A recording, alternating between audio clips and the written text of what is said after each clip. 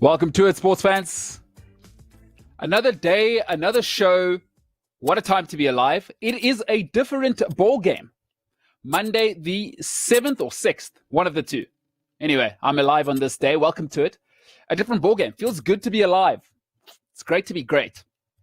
I am not alone. I am with the lovely Woude Muller. Woude, how are you? Hey, yes, I'm good. I'm also not alone today. We have a special guest in the show. She decided to make an appearance for the first time. So this is better for everyone that doesn't know yet. Yeah. No, and I had a great weekend. Formula One was back yesterday and it was actually very exciting. I know you're not interested in it, but it's actually a really, really exciting comp yesterday. Or race, you want to call it that. Yeah. I bet. Good. I bet. I was just going around a track. It's thrilling stuff. Oh, well, I'm glad you had a good weekend. Welcome back to the guys on the track, Lewis, Hamilton, and co. Yeah, Lewis made a few mistakes yesterday, and he got a penalty. So Lewis couldn't end on the podium, even though he was second. But I know you're not interested. Anyone else who is interested in Formula One, contact me directly, and we can chat about it.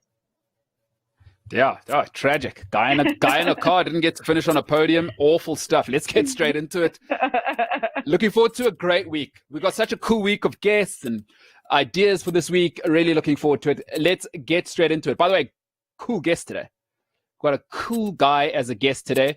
Looks like he's still 25. I don't know what they got going down there in Cape Town. The water must be different down there. Looks amazing. So can't wait to have him on a little bit later. But we are back this week and we're going to talk about the Liverpool fans. Of course, they've been going berserk about how great their team is. We'll talk a little bit about them and how great is this team really. And then we'll talk a little bit about the rugby. Of course, all the rugby seems to be rolling back. Even South Africa looks like they might be training soon. So the Aussies are back.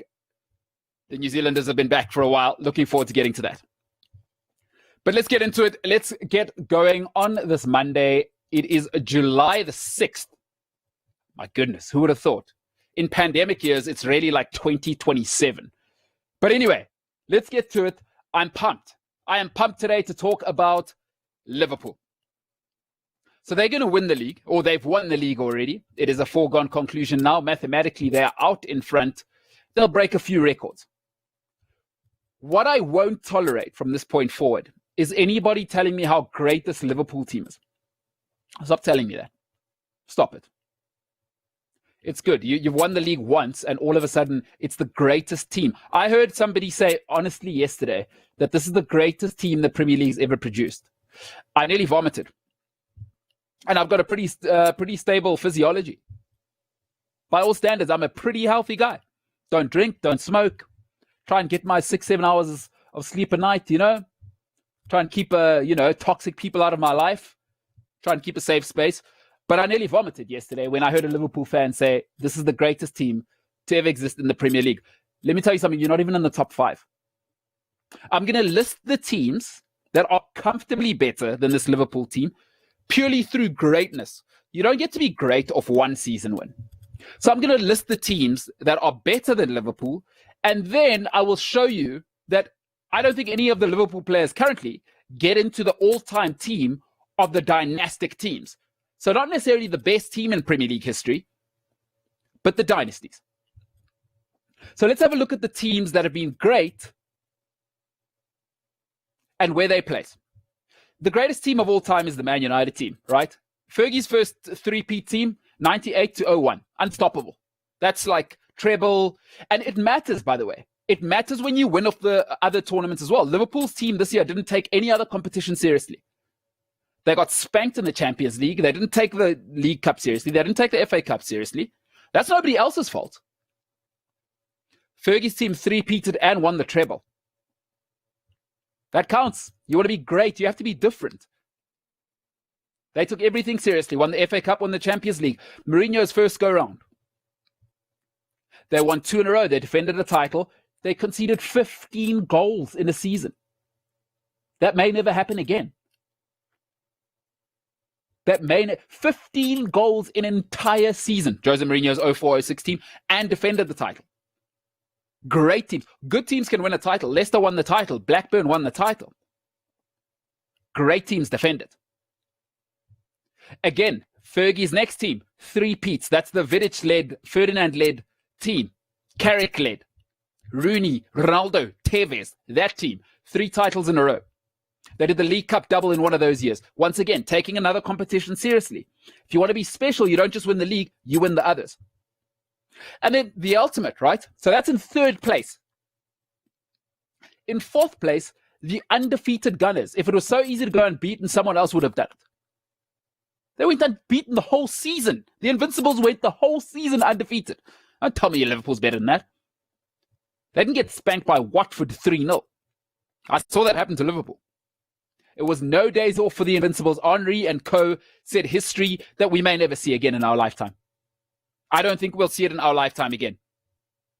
Quite incredible. And then last year's Man City team, 100 points.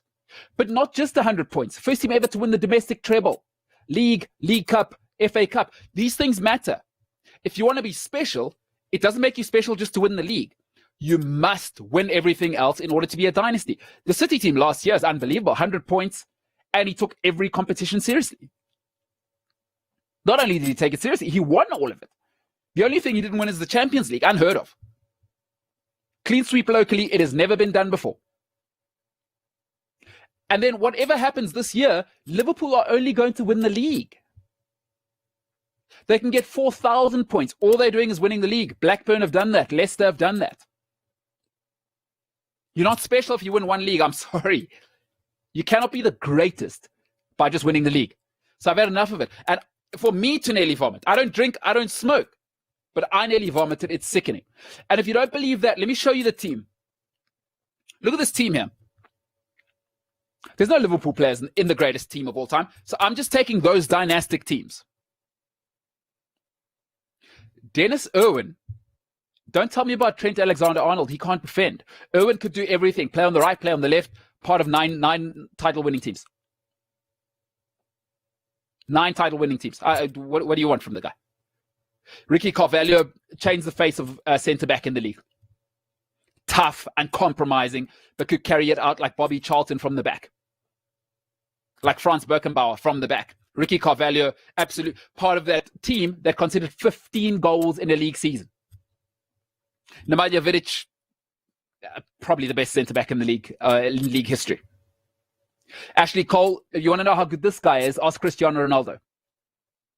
The best one-on-one marker the Premier League's ever seen. Ashley Cole, comfortably. Cristiano Ronaldo is Cristiano Ronaldo. Roy Keane's Roy Keane. He's the greatest centre-mid to ever play in this league. Claude Makelele is so good, he had a position named after him. In a sport that's been around, give or take 800 years, when you have a position named after you. That's how good this guy was. Ryan Giggs is Ryan Giggs. Sergio Kun Aguero is top 3 best strikers to ever play in the league. And Thierry Henry is the greatest player to ever play in the league. In goals, they got some. People are going to say Virgil van Dijk. Where are you putting Virgil van Dijk? I heard of Nemanja Vidic. You're taking the mickey. Nemanja Vidic was the leading force in a team that 3-peated. Ricky Carvalho led them to the double in a League Cup win. So do me a favor. And then in goal, they got Peter Schmeichel. You can like Alisson, but I'm sorry. Forget it. So I'm sick and tired of Liverpool fans. This nostalgia. Guys, congratulations. Now it's going to sound like we hate Liverpool. We don't. Calm down.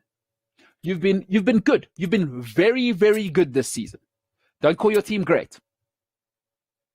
Leicester won the league once. Blackburn won the league once. By the way, manager, there's some guy called Alex Ferguson. 13 titles. 13 titles. One manager.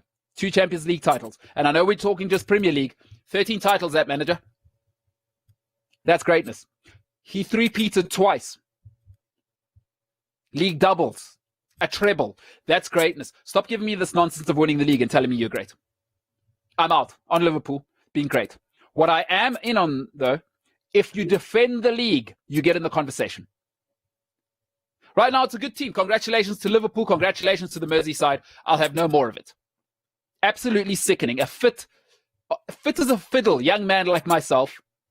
And I say young, oof, that's been kind. Nearly vomited yesterday when I heard it. I've never been healthier. If you support Liverpool, calm down. Get off Facebook.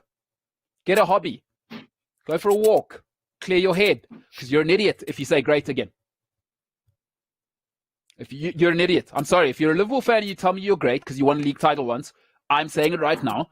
You are an idiot. I've said it. With that, let us head over to the rugby. They are back in Australia. Jacinda Ardern and New Zealand have been doing it for 4 weeks now. Let's hear what Woude Muller has to say about the weekend's rugby action in the skip pass. We had 4 games of Super Rugby this weekend. Australia kicked off their version of Super Rugby, whatever they want to call it, with the Reds beating the Waratahs to end their 11-match losing streak to the men from New South Wales. They won that match 32-26. That was quite close. It was quite, exciting in Australia terms. Let's rather just say that. Can't really say it's exciting rugby. The Brumbies beat the Rebels 31-23. I definitely expected that margin to be much bigger than it was. The Rebels actually really took on the Brumbies in their scrums. I thought the Brumbies would be very dominant in their scrums, and they actually weren't, which was quite surprising. And then over in New Zealand, the Crusaders showed again why they are the best team in Super Rugby by beating the Highlanders 40-20. They scored 2 tries in the last 3 minutes of the game, and they secured a second bonus point. And then the poor Chiefs lost their 4th match in a row, this time to the Hurricanes. And even though the Hurricanes had 14 men on the field for about 30 minutes of that match. Before I get to my team of the week, I don't think we can talk about this weekend's rugby without mentioning Jordie Barrett's massive penalty kick. And remember, in New Zealand, they don't have the luxury we have in South Africa with high altitude and air bit thinner. So that 58-meter kick, penalty kick of his, is quite incredible. It just shows again how amazing he is. Scott Scrofton getting a double yellow card. And I think for stupidity, he probably should have gotten another one.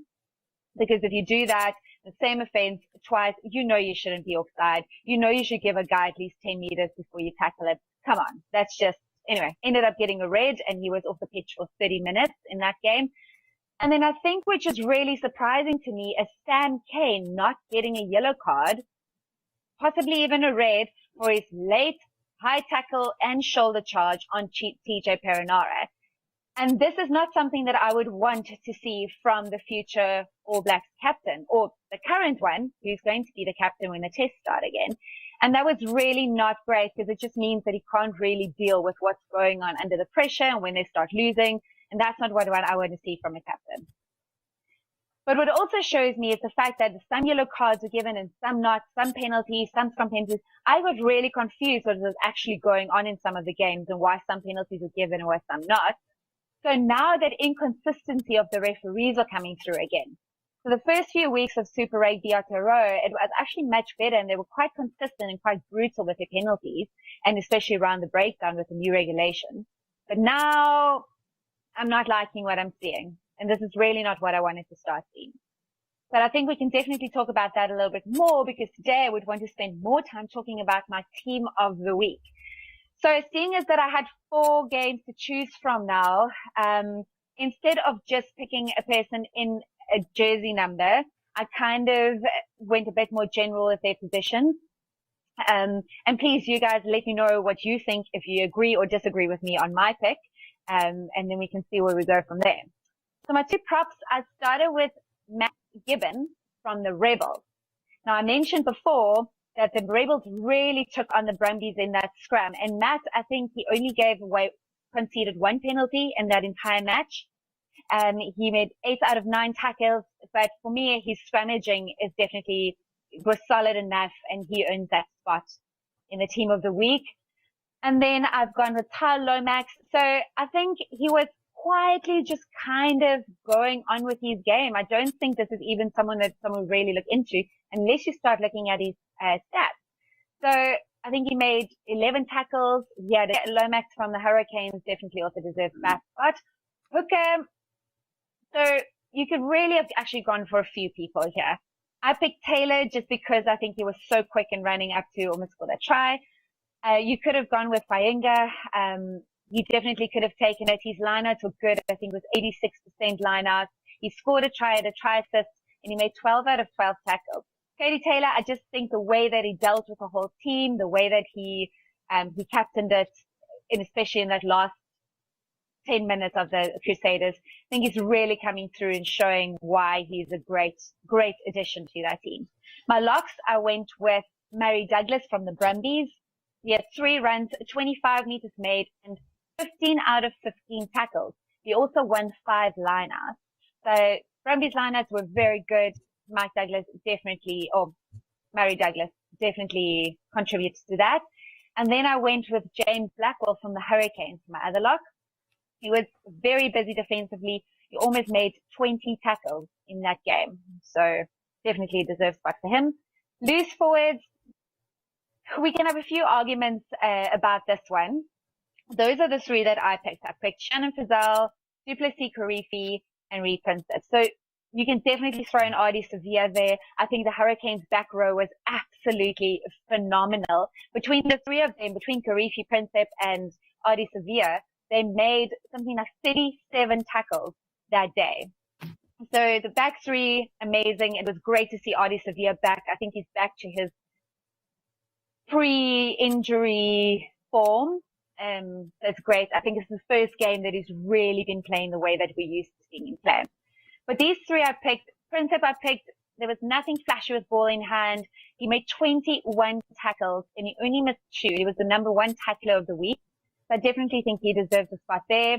Karifi, for me, he made 14 big tackles himself. I think he was just such a menace on that pitch.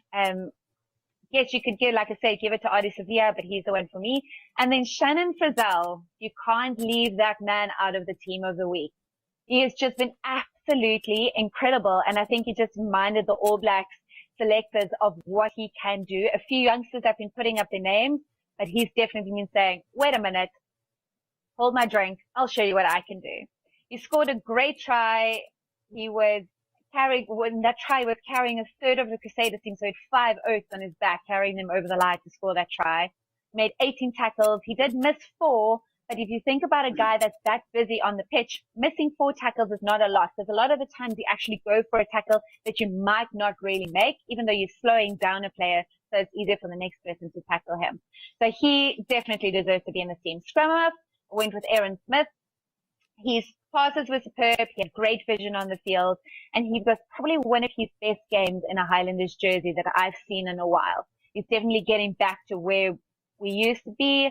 I love Aaron Smith. I think he's a great player, but he was a bit on and off, but he's definitely coming back. Fly half, Richie Mo'unga. His kicking percentage wasn't great. He only got 67% of his kicking. And if this was Bowden Barrett, people would have given him a lot of flack for that. But kicking out of hand for Richie Mo'unga was great. He just controlled the game well again. You could also argue for Noah Leticia from the Brumbies. He did a pretty good job. As a 20-year-old, I think he was quite composed and effective. And he definitely bested the Wallabies incumbent, Matt Samoa. So I think Rainey will definitely start looking at this guy for future Wallaby pickings. Midfielders, I think the midfielders weren't entirely great. I went with Goodyear and Luamape. Midfielders, you could have gone with a few. Goodyear was good. He was nothing flashy. He's offloaded well. He was always there in support runs and in breaks. Luamape, we always give him flack for his defense, but he actually got 13 out of 14 tackles this week. Not great with ball in hand this week, but his defense is definitely picking up. So he's definitely been working on that part of his game. And then outside backs, Will Jordan, obviously, he was the first guy whose name I wrote down on my team sheet. Geordie Barrett, he deserves to be there. He had that massive penalty, he had some great runs, and it's great seeing him just slotting back into that Hurricanes team. And then I went with a Waratahs player, Jack Maddox from, like I say, the Waratahs, even though it was a losing team, he played really well. He scored 1 try, 16 runs. with 139 run meters. And that's the most running meters of any player in this entire weekend.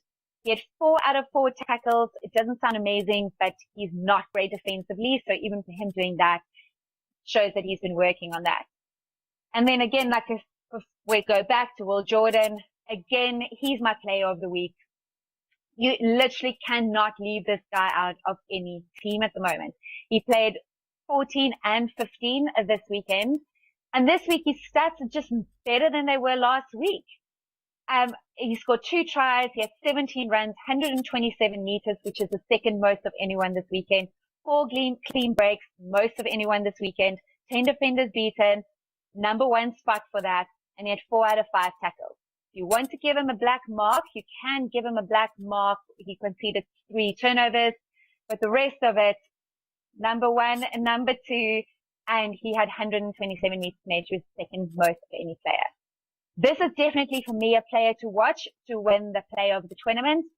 And I think you might as well just give him a black jersey already. So there's my team of the week. Please let me know what you guys think. I know some people will disagree with me, but that's part of the game. But I hope my arguments were good enough to change your mind. And yours, Mbolelo. Reese probably feels hard done by to not make. Woude is a hard taskmaster because Sevu Reese has set up an incredible try and then scored. His finishing is out of this world, by the way. His try in the corner, out of this world. But hey, Woude is a tough taskmaster. You don't just get into that team. You've got to be almost perfect. So can't fight you there, Woude. Cannot fight you there. Reese did start off the bench, and I think in 30 minutes he made a massive impact on that Crusaders team. And what this also just kind of showed me, the combination between him on wing and Will Jordan on 15 just works so well together. I think Will Jordan, his chip and chase and scoring a try was probably the highlight of the match for me. So very well deserved man of the match. Like I said, Aaron Smith was great. He could probably have also won man of the match if it wasn't for Will Jordan. But yeah, I'm a massive Will Jordan fan, obviously. But they got some options, and yeah, they got some options. Milner Scudder still to come back. They've got Eno on the other side at the Crusaders. They've got Sevu Reese who can just come off the bench. I mean, this team loading. Crusaders next dynasty loading. And remember, they rested George Bridge for this weekend, so he's also still there. Yeah, All Black left wing. Yep. No, that depth of that Crusaders team is just insane. No one can top that. You know my feelings on them. Greatest dynasty in rugby history. Greater than the All Blacks. They've been dominating rugby. Not even the All Blacks have dominated rugby for 25 years. The Crusaders have been dominating rugby for 25 years. They are the New England Patriots and Manchester United. Well, not lately Man United, but Fergie's Man United of rugby. Yeah. 25 years since Super Rugby started. It's been like, okay, Crusaders.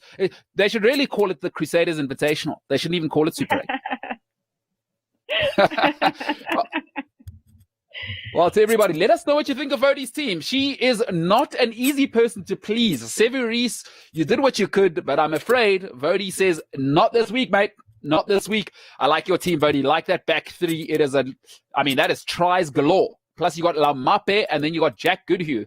So you've got a bit of muscle in the middle and then you got Goodhue's distribution. I love it, Woude. I love that team. And then you had, Shannon Frizzell. What a try. Oh my goodness. Like Woude said, he carried half of the world on his shoulders. And wow, he is just a monster. So Woude, I love your team. I really, really like it. I think it's going to be tough for people to go against that one. So that is the skip pass for today. I'm still saying now Woude needs to be the selector for the Springboks because there's no sentiment. It's how did you play? She goes off stats. She knows what she's seeing. And if you're not the best, you don't get it on your name. Nothing personal, pure business. Woude Muller, that's who you want selecting your team. That's the skip pass. Ladies and gentlemen, coming up, our guest, former Cobras, the Cobras in the Western Cape, Western Province back then, an absolute legend and all-rounder for them, and indeed Proteas International. Cannot wait to talk to him. He's coming up after this.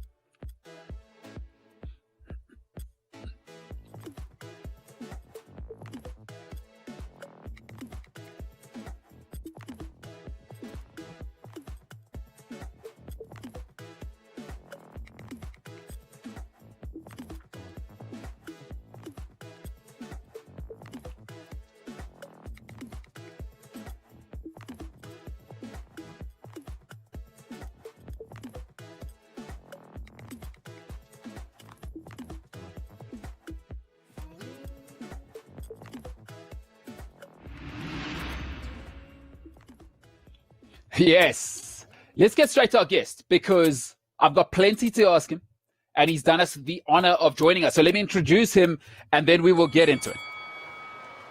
Ladies and gentlemen, made it the oldest school in the country, Sachs, down in Cape Town.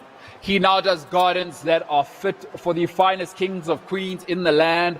He is a former Western Province, former Protea all-rounder, went to the 1999 World Cup. He now has 2 kids that I'm sure keep him pretty busy, ladies and gentlemen. The finest son from the Western Cape, Alan Dawson. Well, thanks very much, man. What an introduction. Hey, takes the finest to recognize the finest. By the way, Alan, how old are you now? You look like you are 23. Do you have that Benjamin Button thing going? No. I turned 15 November last year. That's unbelievable. That's sickening.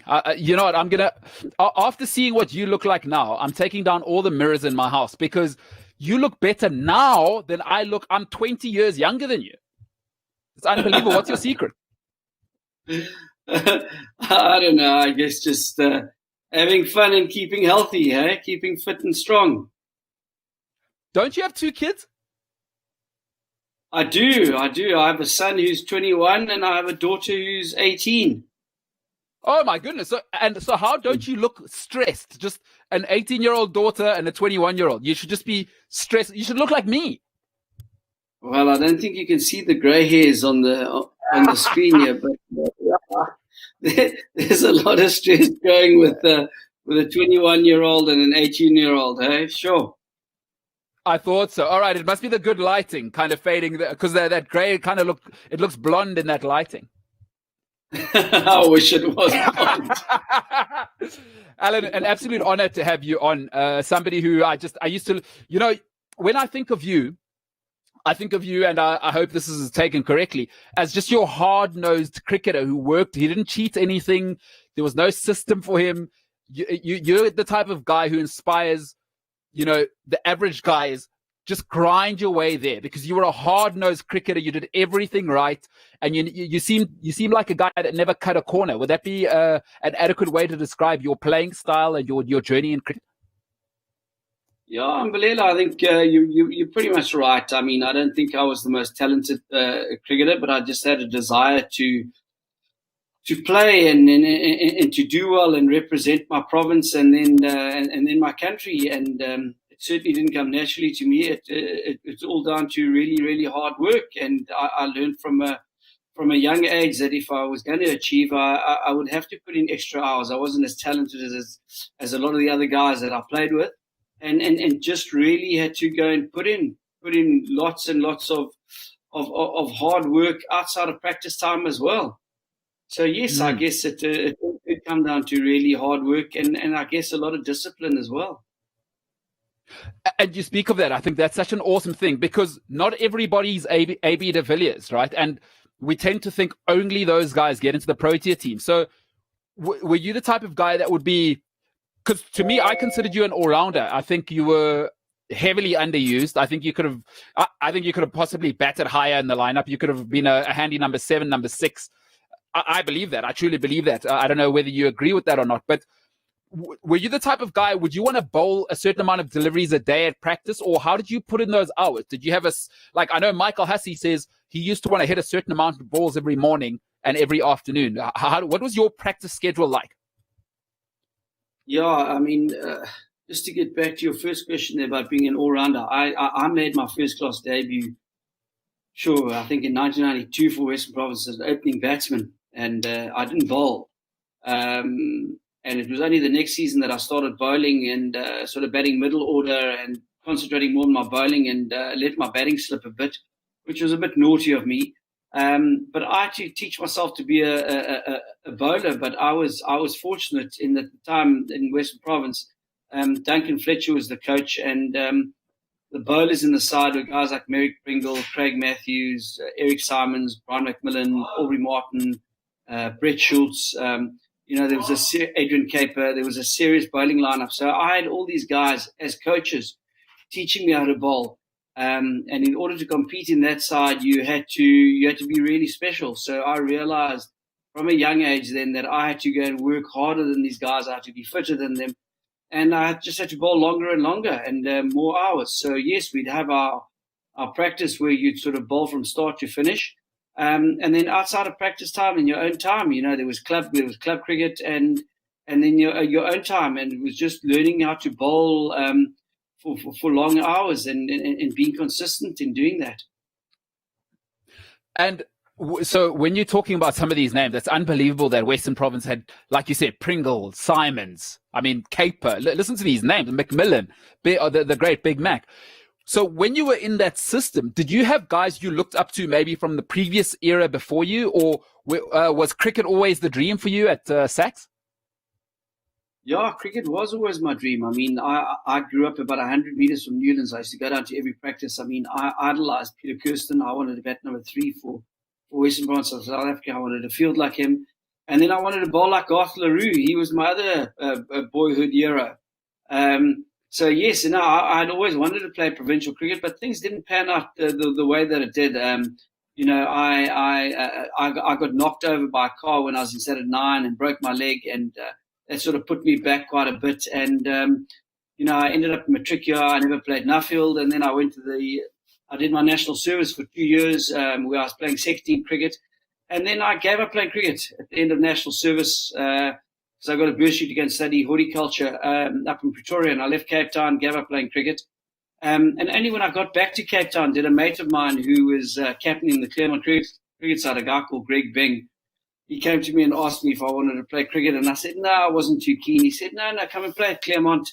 I need an opening batsman. And I said yes, and that I think's panned out. And I ended up opening with one of my very good mates, Gary Kirsten. He was also opening for Claremont at the time, and we opened the batting for Claremont, and that's where my my sort of career started. And I guess Gary was huge for me in that I saw this chap who was playing provincial cricket, and at that time he was on the brink of playing for South Africa, and I saw the amount of effort that he put in. The amount of hours he spent working both on the technical side of the game and just being super, super fit.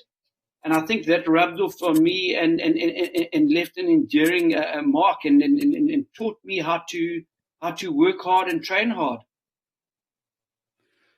I tell you what, pitching up and you're playing Claremont and you've got Alan Dawson and Gary Kirsten opening the batting. That is a long day for the bowlers. Like that's kind of set up your cooler box a third man if you're the bowlers, because you're going to be going down there all day long. That must have been a nightmare for any bowlers that were coming to see you two. No, that was an unbelievable. That club side that we played in, it was Gary and I. Jacques Callis was in that side, a young Jacques Callis. A guy called Lawrence Bleekers who kept and played for Western Province. It was a powerhouse club side that we had in those days. So, there was some serious partnerships. But also my great mate Andy Kalis, who played for the West Province B side. He was in that side together with the Bing brothers. Jeez. All right. So, okay. Well, you get Kirsten or you get Dawson out. No worries.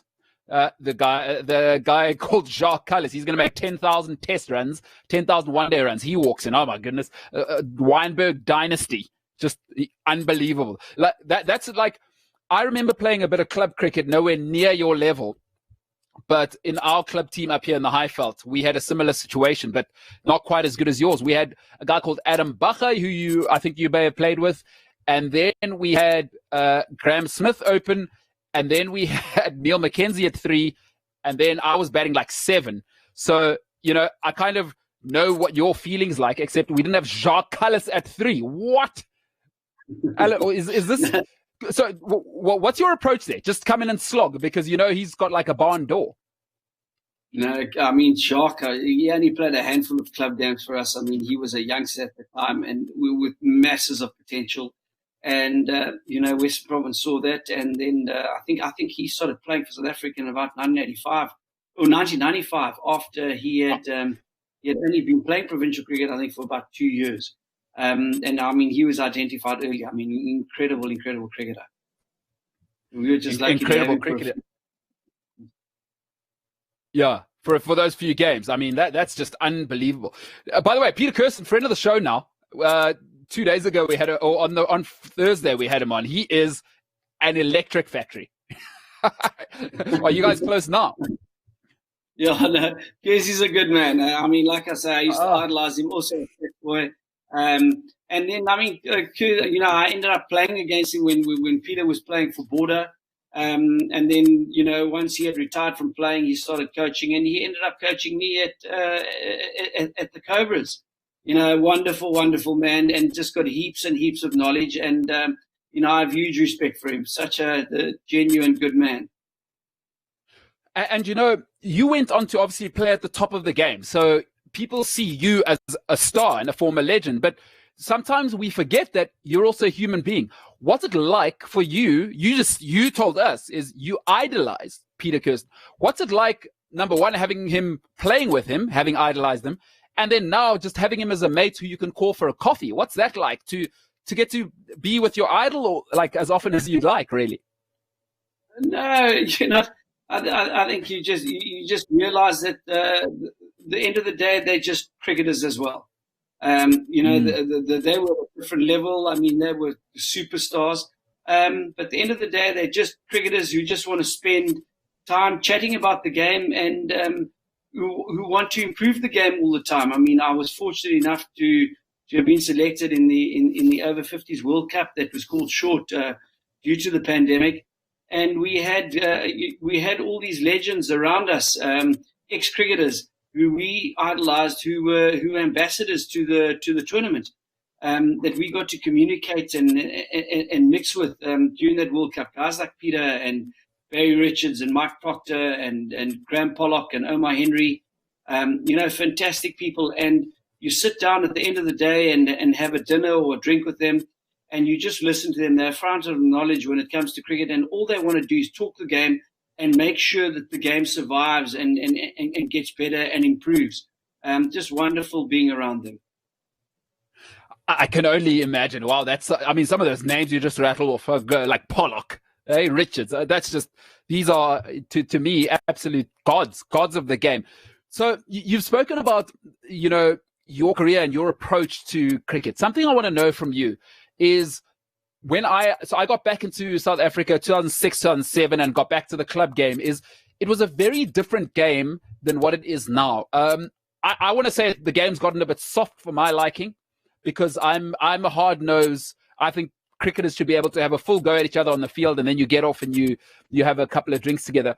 Do you think the game's becoming a bit sanitized with the amount of professionalism and mics that are close to it? Because I know you would have played, for lack of a better term, real cricket, where I'm sure some of the things that were said there wouldn't be allowed into a church, any sort of church gathering or family occasion. Is cricket too sanitized, or do you like where it's gone? I quite like that word that you use. Yes, I guess it is a bit sanitized, but I think I think it's moved with the times. Yes, we used to chirp each other, but I think the important thing was never to get too personal. And just remember the other player was also trying to eke out a living and trying to survive and get selected for the next game. At the end of the day, you go and chirp a guy on the field, make sure you don't get too personal, and then you sit down with him at the end of the game and either have a cool drink or a beer with him and chat about the day's play and chat about cricket and chat about life. I don't think that happens too much because I don't think the guys have too much time. They're on the road the whole time.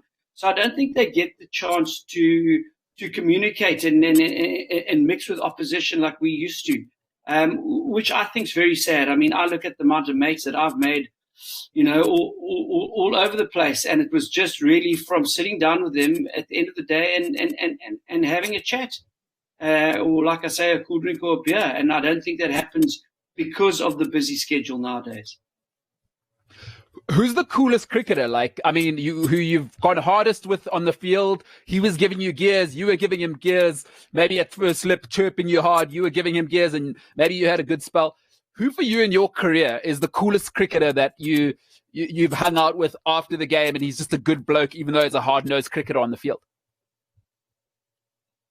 Jeez, I'll tell you what, it's difficult because I played with and against so many good guys. It's really difficult to pinpoint anyone. But I guess Brett Schultz comes to mind because I remember playing my debut against him where he ran in seriously hard. I was undercated. I wasn't good enough to be opening the batting against a guy like Brett Schultz and Rudy Bryson. And he hit me hard. I mean, he hit me in the ribs and everything, and he chirped me. I mean, there were swear words which he used, which I don't think the guys use those anymore. But at the end of the game, we were able to sit down and have a beer, and Schultz and I have become great mates. We often see each other and have a drink and reminisce about the past. But again, like I said, it never, ever got personal. We were always able to go and sit down and have a chat at the end of the game. Oh, that's amazing. Geez, you forget that it was him and Rudy Bryson. That is a frightening. That's two guys that were bowling over 150 as the opening bowlers. No. It was scary. And like I said, I was thrown into the deep end as an opening batsman on my debut. And I think that first game I made 2-0, and I got hurt. And then the next game against Border, we went up there and it was Otis Gibson and Rod McCurdy bowling. And I think I got 4-0. And that was my first-class debut as an opening batsman. After 4 innings, I got 6. I think I was average 1.5. No, it was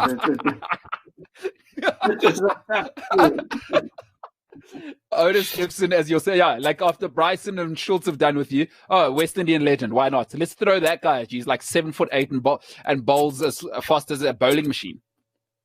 Yeah, no. And Rod McCurdy as well, sure. Great for the confidence. After you just had a duck and 2.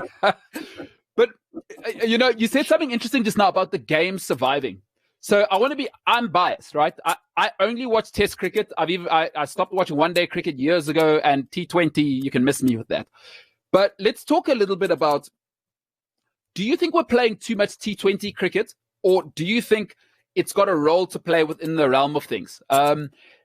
What do you think we need to do? More Test cricket, back to 5-match Test series, or is T20 here to stay because of the money? I think T20 is going to stay because of the money. I think it attracts masses of the crowd. I think the T20 has moved with modern times. You look at everything. It's a lot quicker. It's a lot more razzmatazz. It's a lot more money. But Test cricket is the be-all and end-all for cricket, or of cricket for me. I love watching Test cricket. I cannot go to 5 days of a Test match. I'd be too bored. So I watch Test match cricket like a game of chess and choose which sessions I think are going to be the sessions to go and watch. I think what happens in a Test match and the amount of thinking and the gamesmanship is magnificent. And it would be really, really sad to lose that. I don't think it's got to be lost. You've got to hold on to that. But T20 cricket, it's here to stay. It certainly has revolutionized cricket. You look where guys used to bat at 3 and over in Test match cricket in a 90-over day. Look at scoring 270. Guys are now scoring 450 runs in a day. It's just not 450, 3 to 400 runs in a day. It's just revolutionized the game. It's quickened Test cricket. And guys are more adventurous now playing Test cricket. I mean, you're seeing reverse sweeps in Test cricket. You're seeing a lot more action in Test cricket, and seldom nowadays do you get a drawn Test match or a Test match going to 5 days. It's just speeded up the game. And do you worry that we're sort of forsaking the skill side? I think Peter Kirsten was saying some of the skill of cricket, the Test cricket, the longer form, is the toughest skill is the mental side. And in T20, it's almost like just reflex stuff and it's over in a, or do you just think that's it? These are the times now we got to go with it. Yeah, I think, at some stage you've got to stop fighting and just accept the times. We are 20, it is 2020. Test cricket, yes, it's always going to be there, but it's not going to be like it used to be. Things are going to change, and I think we've got to embrace that change. Yes, we want to hold on to the past, but sometimes we just have to let it go so that the game can improve, and it's going to improve. And I'll tell you what, in 10 years' time, Test cricket is going to be completely different to what it is now in 2020. I think T20 is also going to change in 10 years' time. Wow. And so, geez, I mean, this is interesting stuff. Do you think now, how far are we away from a 4-day test match, in your opinion? It's going to be interesting. I mean, put it this way, I certainly wouldn't discount it. I think that at some stage it might get to that. Does it make financial sense to be playing 5-day test matches when it's only going to 3-4 days? The revenue losing with it not going to the last day.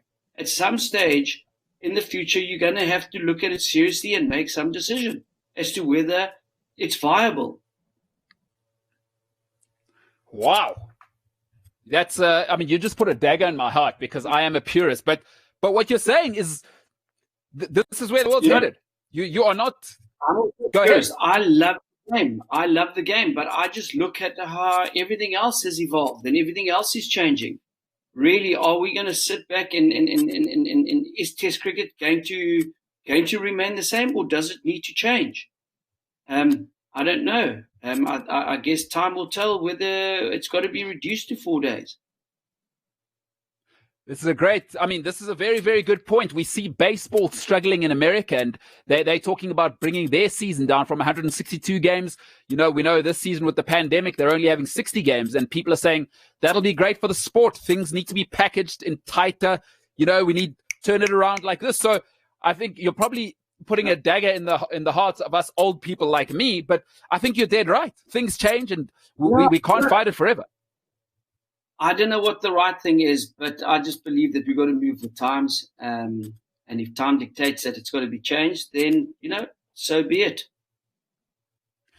Well, since you put a dagger in my heart, I'd like to go back to a part of your life which could not have been easy, right? Now, you were selected, of course. There were a few situations, blah, blah, blah. Makhaya Ntini, we know what happened to him off the field. But the 1999 World Cup is an interesting one for me. And I remember watching an interview or listening to an interview, your view on how that entire process went. And the 1999 World Cup. What did you think of that entire episode? Even the selection, I know you had some things to say about the build-up and even how we prepared. What did you feel about that 99 sort of escapade that we had? Well, I mean, it was an unbelievable occasion. I mean, that South African side, it was there to go and win. The World Cup was asked to win. It was an incredibly talented side, a side with serious international cricketers in it. We went there, clearly the favourites. Things were sort of going our way, and then it just, our boat was rocked right at the end there. From my point of view, it was a squad of 15. Del Benkenstein, Derek Crooks, myself, we were in the squad, but we ended up not playing a game in that World Cup, which maybe wasn't the right thing. Maybe the whole squad should have been used. Again, I go and have a look when we played Holland in Amstelveen, where I think the West Indian side would have beaten Holland. We played a full-strength South African side. Whereas I guess if you had played the reserve side, you would have rested a guy like Jacques Kallis. You look, Jacques Kallis got injured in that game in Amstelveen, couldn't play the game against Australia at Headingley where we lost. Had he played, we wouldn't have picked a spinner. Things might have turned out differently. Had we perhaps used that whole squad system. Had Kallis in that game. And I mean, of course, in that moment, when Herschel Gibbs dropped Steve Waugh in that game, right? People always go to the Klusner moment. I've always said, and listen, Herschel Gibbs, I genuinely believe is the most talented player this country's ever seen. Just raw talent. I think it is what it is. Maybe he didn't live it out, but when he dropped that catch, what was the mood like in the dressing room after Steve Waugh did what he does? I mean, he'll always punish you. What was the mood like at the interval? No, I actually can't remember. I think the guys, yes, they were frustrated. It obviously wasn't the right thing for Hirsch to do. But Hirsch had been doing that for ages. He was confident of it, and things just happened, and it went horribly wrong for us. And Steve Waugh, he just took that advantage and batted quite superbly there, and took the game away from us at Headingley, forcing us to go and then play in that semi-final against them at Edgbaston. And then that moment, I mean,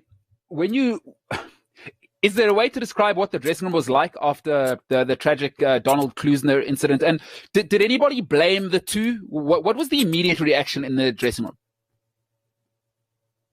Yeah, it wasn't. I think everybody was just stunned, silent in that change room. I mean, it was an emotional change room. What had happened. I feel sorry for Alan, and I feel that it's unfair that he gets blamed for it, because I personally feel that Alan shouldn't have been batting. I think the batters should have won that game for us. The batters that had got themselves in, got themselves out. I think they're the ones that should take the blame, not Alan, for that run out. He shouldn't have been batting in that situation there. Wow. Okay. And wow. That's so true, because all we had to get was, 199 on a pretty flat track, really. Yeah. No. It got down to the end. I mean, in that last over, Lance Klusner hit two of the hardest hit boundaries I'd seen off Damian Fleming. And with 3 balls to go, we needed to get 1 run. And then, I think the third last ball, there was that panic where there was almost a run out. And then with 2 balls to go, we had that horrid run out that put us out the tournament. That's got to be. No, does that ever come to your mind? Like, oh, that must be. I think of it now. I feel sick. No, I mean, there was just so many emotions that were going through you at the time. And it was quite interesting, because after that game, I wasn't going to sit around and mope at the hotel, and I actually ended up going out for a drink with Dale Benkenstein and Gary Kirsten, and we actually ended up going to the Walkabout pub, which is an Australian pub in Birmingham after the game. And I must say, the Australian team, they were unbelievable when we arrived there. They really were. They're a really good bunch of guys. But there was just all these emotions going through us. I mean, we couldn't believe what had happened, and I think the Australians as well. I don't think they could believe what had just happened. Jeez. Listen, I'm actually stunned now. I didn't think it would arouse that sort of emotion in me. That Australian team, now that we're on them, do you think we'll ever see a cricketing dynasty like that in our lifetime again? From Waugh to Clark to Ponting to Clark, the way they've dominated cricket for the last 20 years, even from Alan Border, but from Steve Waugh, they really started to turn the screw, right? Because then they had Warne, and then they had McGrath, and then they had Gillespie, and then they had Lee, and then they had Bickle, and then they had Damian Martin at 6, and then they had Gilchrist. Like, they really... What was that like, coming up against that force? Had you almost lost the game mentally before you even came against them more often than not? No, I think in that tournament, I think South Africa's arrived there as the favourites. I think that Australian side, when you look at how powerful they are and how they dominated world cricket, yes, I think there are going to be sides like that dominate world cricket, but I don't think you're going to have sides nowadays that are going to dominate world cricket for as long as what they dominated for. I think the game's continually evolving, and you're having new players coming in the whole time. Yes, there's going to be great sides, but I don't think they're going to be sides that are going to dominate for as long as what they dominated. And of course, we know, listen, Hansi, for all his downside, I don't want to talk about all that. But one thing I kept reading about his regime, you guys were, fitness was not an option in that team. I understand that is I keep reading that is the fittest cricket team that there's ever been. Is that correct? Was Hansi just all about, if you're not fit, you're not playing in this team? Yeah, Hansi just set the example. I mean, he was the fittest. He was unbelievable. And I think it just rubbed off on everybody. I mean, you didn't want to disappoint him. So you worked really, really hard on your physical conditioning and really put the time and the hours in. And Hansi would call a run or training. And nobody would budge. Everybody would just get up and do as he said. everybody just respected him and didn't want to disappoint him. And when we talk, I mean, that's amazing to hear, because can I be honest with you? I look at our Proteas team now, and I'm not afraid to say this. You don't have to say it, but let me tell you, it sickens me to see how overweight some of our players are. I don't know how it lands for you, because you're fitness. You look like you could play now. I look at some of our players. I can't look at Pechegwaya. I'm sorry. I have to call it out. You know, I'm not a sportsman, but I can't tolerate how overweight these guys are. Like, what is going on here? Do we take this seriously or not? I'm going to be honest with you. I don't watch too much cricket, so I don't really know the condition of the guys. Good answer. But, I mean, you know, they've got their conditioning coaches, they've got their physios. You know, these guys must be on a training program that they've got to adhere to, and there's got to be standards that they've got to meet. If they're not being met, then sure, the powers that be must come down hard on them. Yeah, fair enough. I just want to say, from my part, I'm sickened, by the way, for all cricketers. Any sportsman being overweight you have no excuse. If you're a single mom with 2 kids who has to walk them in a pram and you're carrying a little extra weight, no problem. The Proteas, it is revolting. I've just said it. Alan, I can't take it. I don't know why any sportsman is overweight anyway. You can see I'm pretty emotional about this stuff. Yeah, you know, I think if a guy's overweight and he's performing, I don't think you can question him. Oh, fair enough. Fair enough. I got you there. So, you know, Alan, it's amazing to me that you're such a relaxed guy. Like, this guy used to be a world-class cricketer, and he's doing his thing. Tell me about the 50s World Cup. What is it? Because some people may not know what it is. What is it? How did you get involved? And are you loving it? What's it like being there with all those legends? I'll tell you what, it was fantastic. I initially said no, I wasn't going to. I didn't want to be part of it. I thought it would be a joke. And then the director, Roger Malt, and our manager, Roy Meeser, they persuaded me to go and trial. And I must say, it was such an awesome team, captained by Dave Callaghan. You know, it was a whole bunch of ex-provincial cricketers. It really was one of the happiest sides that I've ever played in. You know, there were guys playing cricket with no issues. Everybody just wanted to perform. I was super surprised at the standard. I didn't realize how tough it was going to be.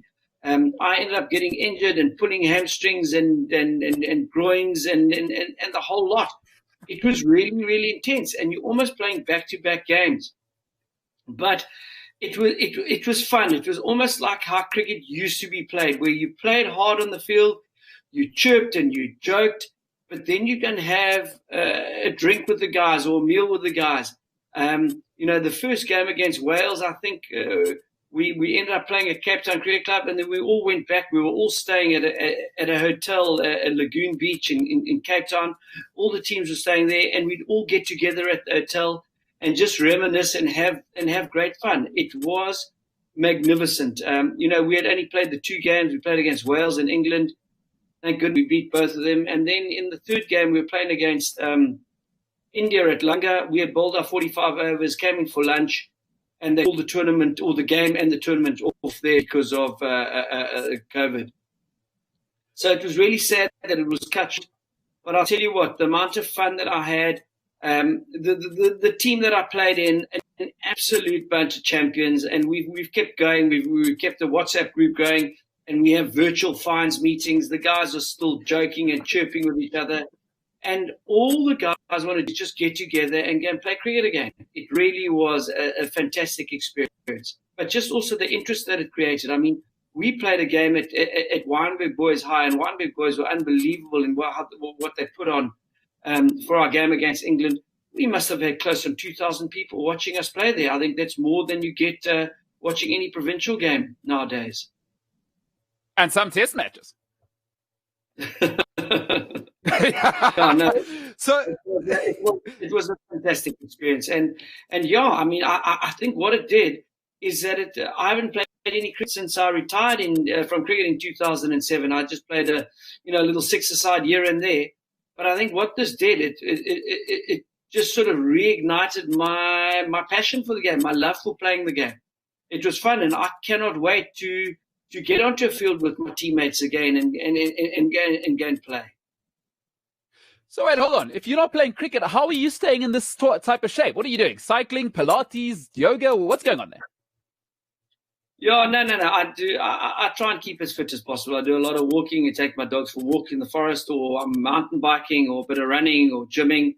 And I think also just the work that I do. I've got a landscaping business, and I'm outdoors every day on different sites, walking around sites, breathing in fresh air. And just trying to keep as fit and healthy as possible. Hey, let's talk about it. Business. Talk about your business. I mean, let's have it. I love sportsmen who are... let me tell you what I love, Alan, is, I want to be honest. So I'm an idiot. I don't know anything but sport. It's the only thing I've ever done a little bit well. Now I'm fortunate enough that this could become my life, right? Talking to people I looked up to and talking about what I love. I love cricket.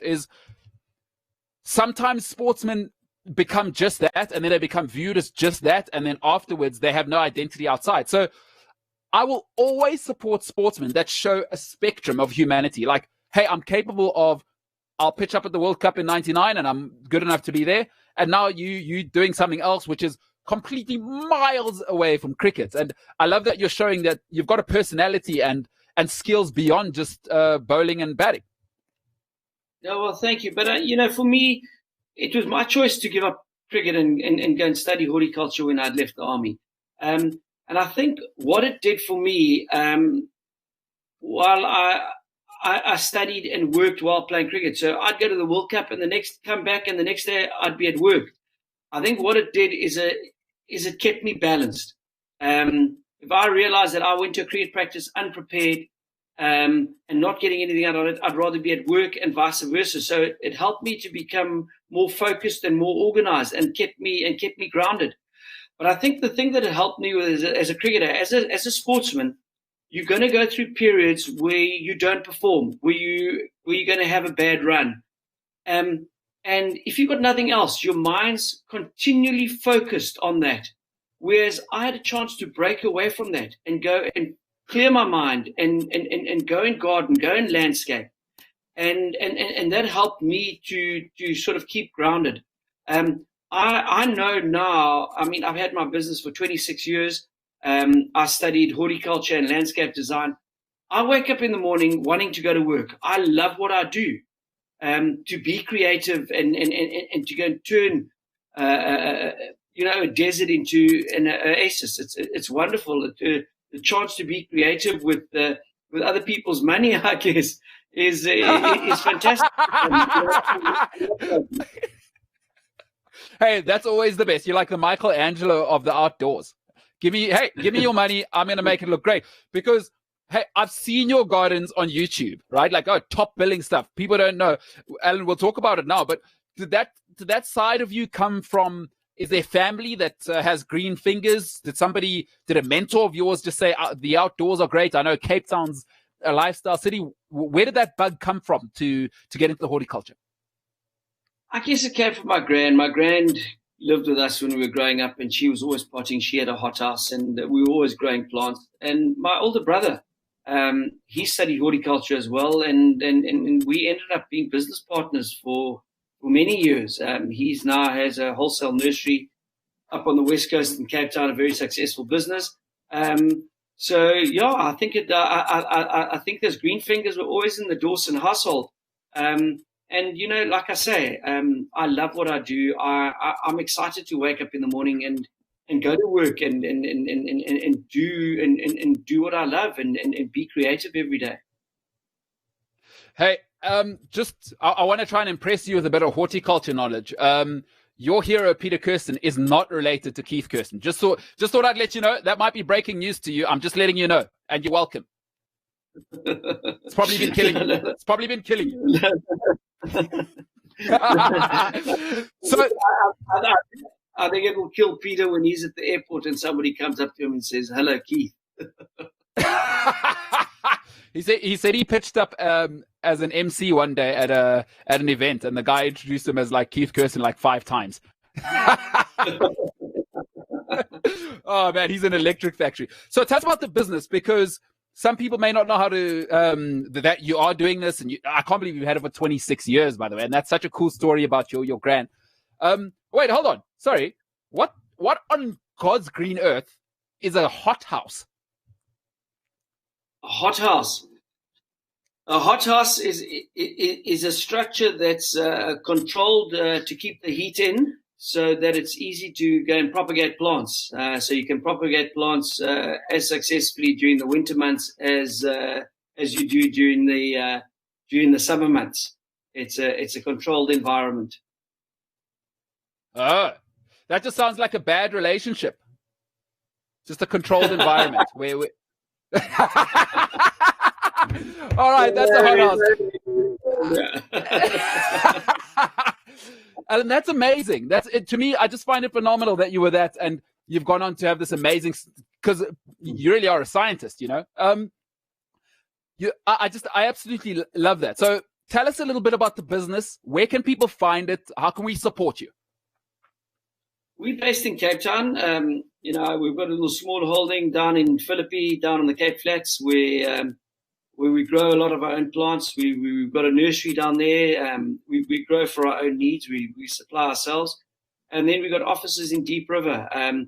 We operate all over Cape Town, from Franschhoek to Stellenbosch, Paarl, Somerset West, southern suburbs, the Deep South, Atlantic Seaboard, City Bowl, all over. And we're looking to spread outside of Cape Town. We're not a massive business. There's 45 of us in the business. We pride ourselves on our wonderful clients that we have. People that have looked after us. The people that have been clients for 26 years. And, I don't like calling them clients. They become more like friends. And, we base our advertising on word of mouth. We don't really advertise much. We're fortunate enough in that we work with some really, really good developers and interior decorators and designers and architects and builders in Cape Town that we forged a wonderful relationship with over the last 26 years. That's awesome. So would you like to speak to a developer if they've got a new building? It's like, okay, we'll take care of what the gardens should look like. We'll take care of what makes sense, what will work here, blah, blah, blah. I don't know the language. Yeah, that's it. What we'll do with a lot of the developers, our sort of niche markets, the sort of residential markets, we work with developers who do these sort of mini security estates. We'll come in and do everything from clearing the plot to landscaping and paving, whatever is going to happen outdoors. So we specialize sort of in the residential market. We don't do too much commercial or industrial landscaping. Just the residential stuff. Anything from a penthouse up to a farm. Well, hey, I'll tell you what we'll do is maybe you can give us the details, and then everything you give us, we'll put it in the description. So if anybody wants to get a hold of you, so where do guys go to get a hold of you, and then how do they get a hold of you? Well, they can just go to our website, which is www.alandawsongardens.co.za, or they can just email us on info@alandawsongardens.co.za. We'd appreciate your call. Hey, Alan Dawson, huh?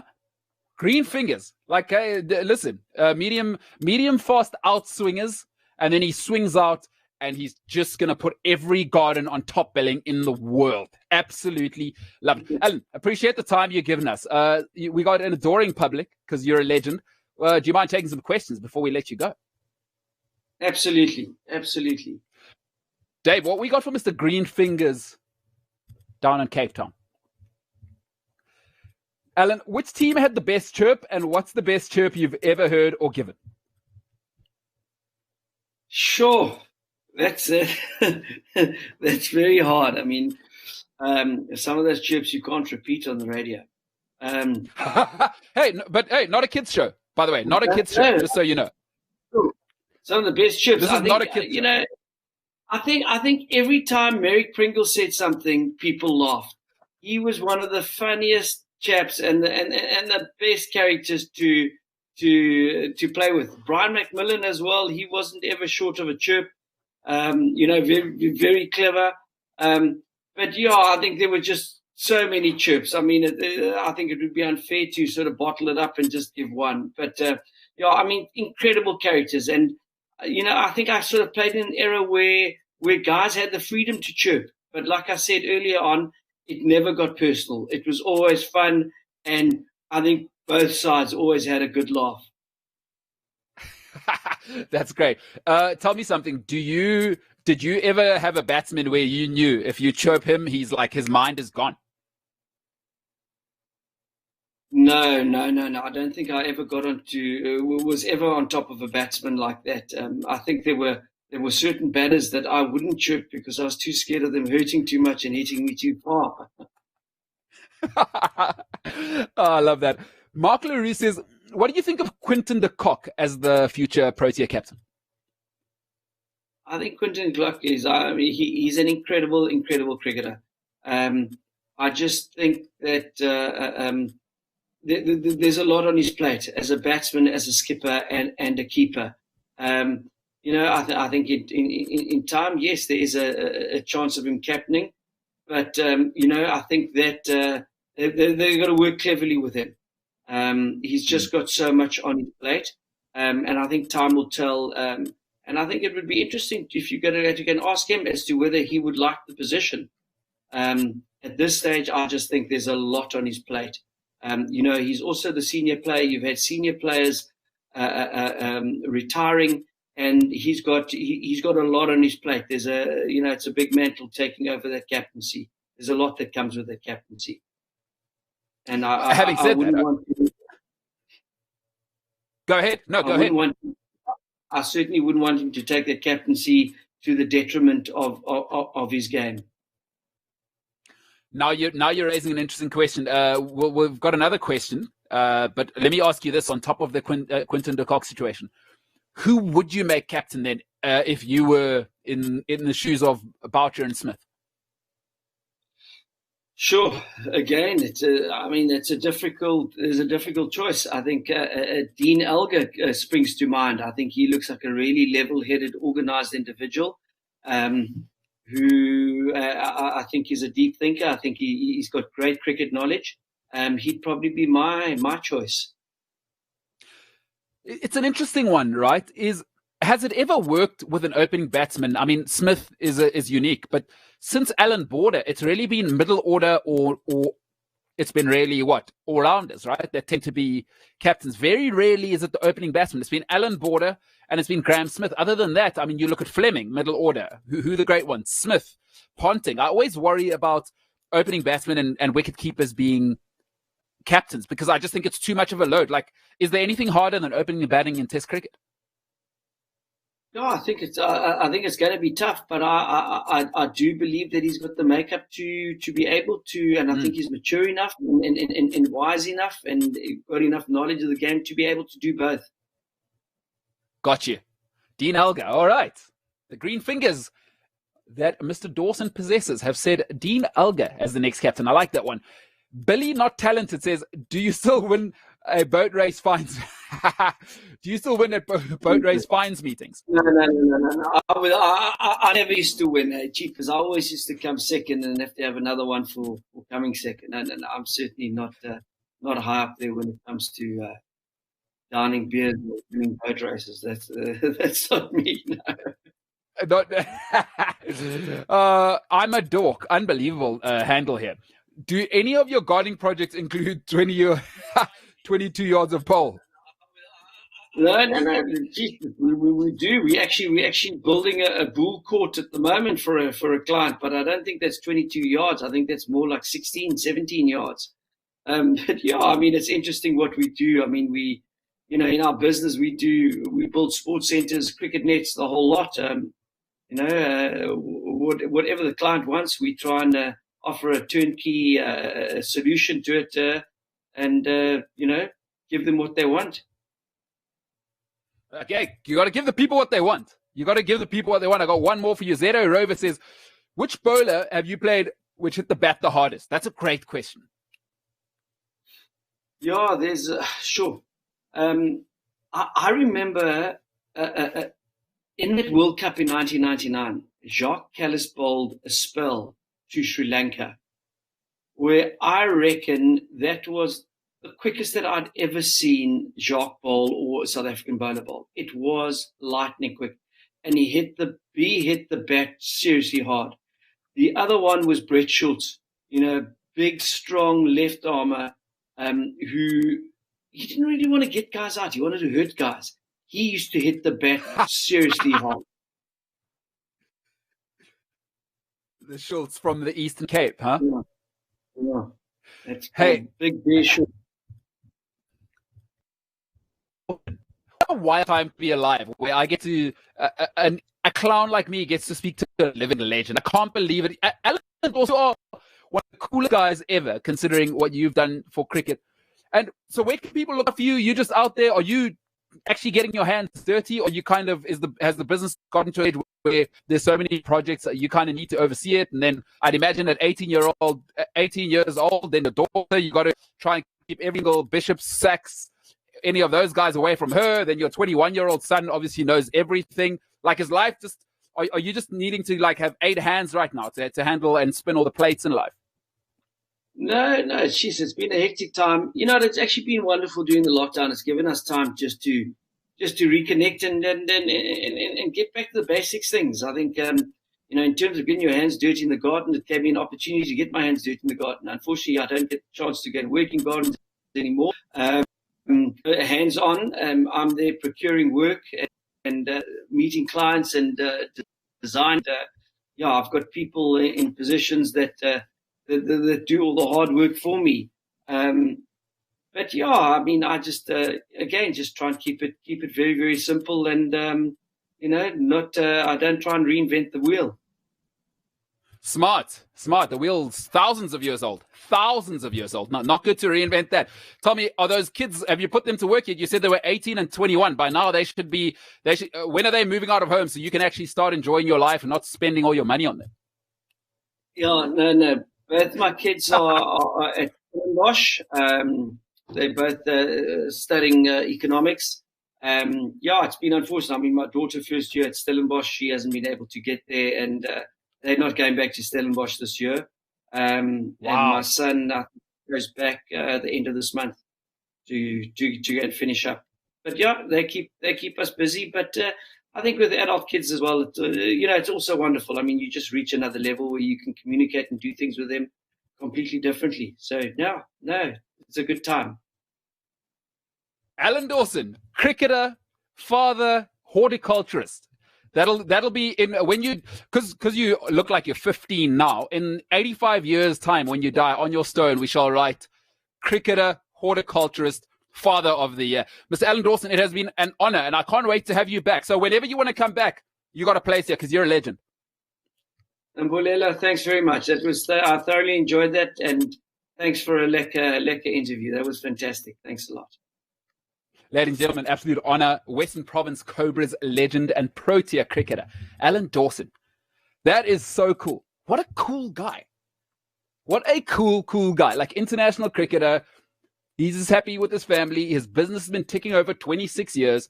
And by the way, get yourself on YouTube. Go to Alan Dawson Gardens because it is sensational what he does. He isn't a horticulturist. He's an artist. He is an absolute artist. Ladies and gentlemen, for today, it has been a different ball game. We got our guy, Paul Delport, tomorrow. Fantastic scrum half in his day, doing interesting things in rugby. So for today, it has been a different ball game. Until the next time.